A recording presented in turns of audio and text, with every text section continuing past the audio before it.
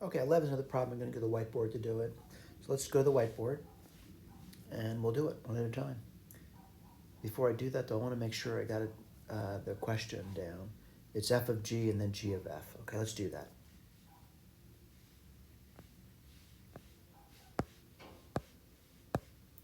All right, let's go for it. I need f of g.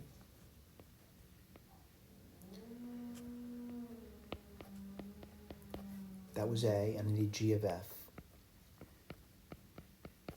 All right, let's write down. What's f of x? F of x is the root of 5 minus x. I'm going to write its domain down. Its domain is going to be from minus infinity up to and including the number 5. Its range is going to be from 0 to infinity. All right, let's put g down. What's g going to be? Let's take a look at it. It's x squared plus 4x. Its domain, all real numbers. And its range is going to be from minus 4. Let me think about that for a second. The x is between 0 and minus 4. So it'll be minus 2, 4. Yeah, minus 4 off to infinity. All right, I'm pretty good with that. So what I'm going to do now, I'm going to write it down. All right, so what do you write over here? It's f of g of x.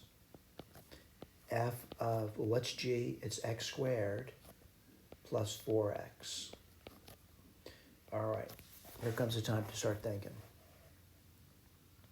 What does f do to that argument? It's 5 minus it. All right, let's write this down. So it's going to be, it's 5 minus 4x minus x squared. All right, we'll do domain later. Let me put the next one down. Next one's going to be g of f of x. Well, let's take a look at it. It's going to be g, and what's f? It's the root of 5 minus x. All right, what does g do to that? G squares it.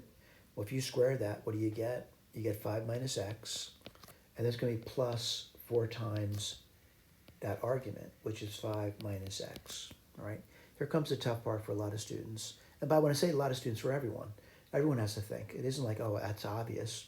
You think. So let's take a look at this over here. And I want to just say that, what's coming in here? Well, f only accepts minus infinity to 5. It's the only thing it'll accept. Then what's it try to do? It tries to give 0 to infinity. Does g have any problems with that? G has no problems with that. So this guy's domain, relatively simple. The domain of this thing over here is minus infinity up to 5. Relatively simple. So I got my answer and my domain. All right, let's do this one over here. What's coming in? Well, what's g letting in? G's letting everybody in. And then g pumps back.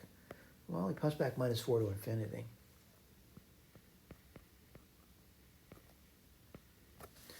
Now, the big question is, can f accept that?